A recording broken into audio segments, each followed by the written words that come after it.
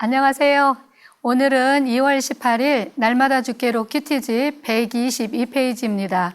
성경 본문은 구약성경 잠언 7장 1절로 12절 말씀입니다. 이 말씀을 가지고 먹잇감을 찾는 간교한 음녀라는 제목으로 큐티 가이드를 시작하겠습니다. 사랑하는 성도 여러분, 잠언 7장은 6장에 이어지는 내용으로서 아버지가 아들에게 당부하는 교훈입니다. 아버지가 아들에게 간곡하게 당부하고 있는 내용은 간음하는 여자를 조심하라는 것이며 먹잇감을 찾듯 유혹할 대상을 노리고 있는 그 음녀로부터 자신을 지켜서 음행에 빠지지 않도록 조심하라는 것입니다. 내용 관찰 1번입니다. 아버지는 아들에게 그의 계명과 법을 어떻게 대하라고 말합니까? 1절로 3절 말씀인데요. 아버지가 일러주는 계명과 법도들을 잘 지키며 살라고 합니다. 그 말씀을 지키되 눈동자처럼 지키라고 하지요. 우리 신체 중에서 가장 중요한 부분 중 하나는 눈이라고 할 수 있습니다.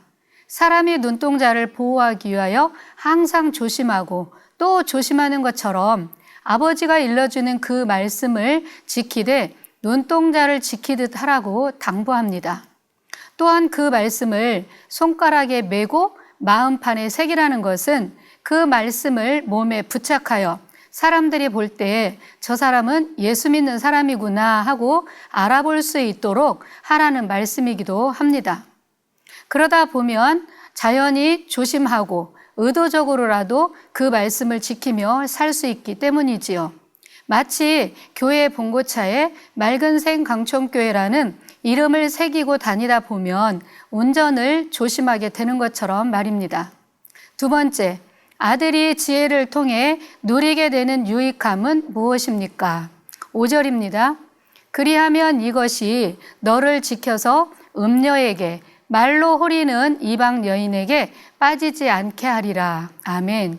지혜의 말씀을 통해 얻는 유익은 음녀에게, 이방 여인에게 빠지지 않도록 지켜준다는 것입니다. 이 음녀가 사람을 유혹하는데 말로 유혹한다고 하지요. 이 말을 홀이다라고 쓰고 있는데 이 홀이다는 말은 매력으로 남을 유혹해서 정신을 흐리게 하거나 그럴듯한 말로 속여서 넘어지게 한다는 말입니다.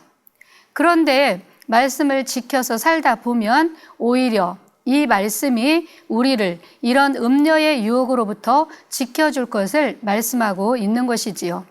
세 번째, 간교한 여인이 어리석은 자를 유혹하는 모습은 어떠합니까?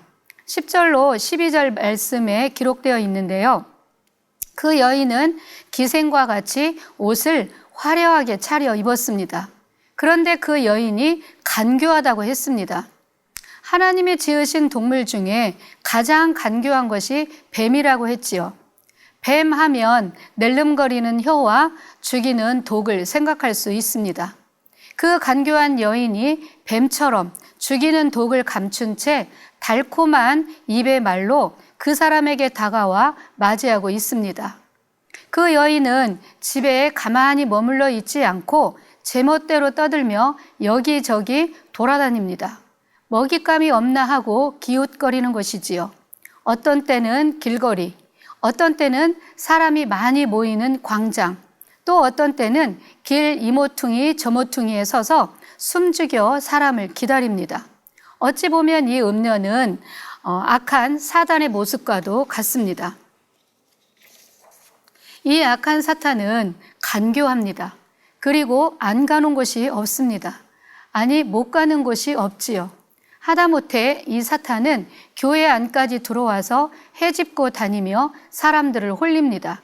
우리가 정신을 바짝 차리고 깨어있지 않으면 이 사단의 먹잇감이 되기 십상입니다. 천사와 같은 부드러운 말로 사람들을 속이고 거짓말을 하지만 그 속은 독을 품은 뱀과 같습니다. 바로 이 음녀가 간교하다는 이유가 여기에 있습니다. 4번 질문의 답이기도 한데요. 이 음녀는 속으로 이렇게 말합니다. 네가 나한테 걸려 넘어오면 패망하게 될 것이다. 그리고 수치를 당할 것이며 모든 것을 잃게 될 거야 라고 말합니다. 그런데 그런 자기의 속마음을 절대 노출시키지 않습니다. 최소한 자기의 목적을 달성하기까지는 그렇지요. 그리고 듣기에 달콤한 말만 합니다. 이 여인은 나 부끄러운 줄 모르고 그를 붙잡고 입을 맞추며 속삭입니다. 지금 내 남편은 돈보따리를 들고 여행을 떠났으니 집에 오려면 아마 보름쯤은 걸릴 것이다. 내 침상은 이집트에서 수입해온 아주 시원한 아마포로 된 요를 깔아놨고 풀 세팅을 해놨으니 같이 들어가자. 너는 아주 행복하게 될 거야. 라면서 속삭입니다. 그리고 넘어올 때까지 집요하게 유혹하지요. 아주 집요합니다. 이 음녀가 사단과 같다는 게 이런 이유입니다. 이 악한 사탄은 할 수만 있으면 믿는 자들까지라도 넘어뜨리기 위해서 수단 방법을 가리지 않습니다. 지, 고와 연령도 무시한 채 막무가내로 덤벼듭니다. 그래서 성경은 너희가 선줄로 생각하는 자는 넘어질까 조심하라 라고 경고하고 있습니다. 나는 괜찮을 거야 하지 말라는 것입니다. 늘 깨어 있어야 될 이유이지요. 5번째, 삶의 적용입니다. 음녀의 유혹에 빠지는 어린석은 자의 모습은 인터넷과 SNS에 가득 찬 음란한 세상 문화에 동화되어가는 성도의 모습을 연상케 합니다. 창세기 39장에 나오는 보디발의 아내에게 당한 유혹을 뿌리친 요셉을 생각해보고 성도의 정체성을 어떻게 지켜나갈 수 있을지 묵상해 봅시다.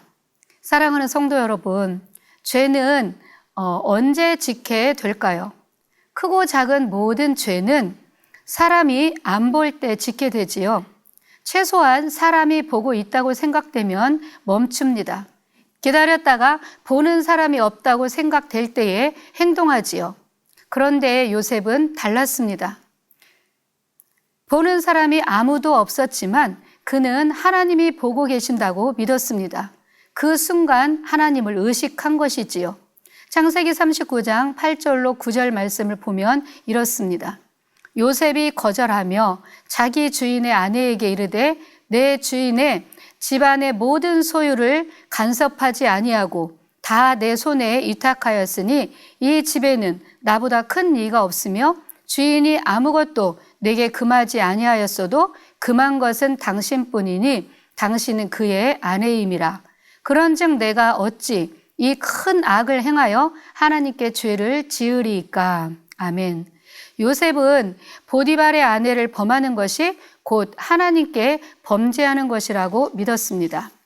그렇기에 그의 요구와 유혹을 물리치고 성적인 범죄로부터 자신을 지킬 수 있었습니다.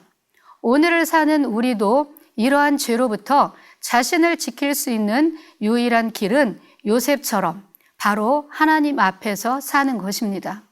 하나님을 의식하며 사는 것이요, 그분의 말씀을 부여잡고 사는 것입니다. 사랑하는 성도 여러분, 오늘도 하나님 앞에서 살아가심으로 승리하는 하루가 되시기를 바랍니다. 감사합니다.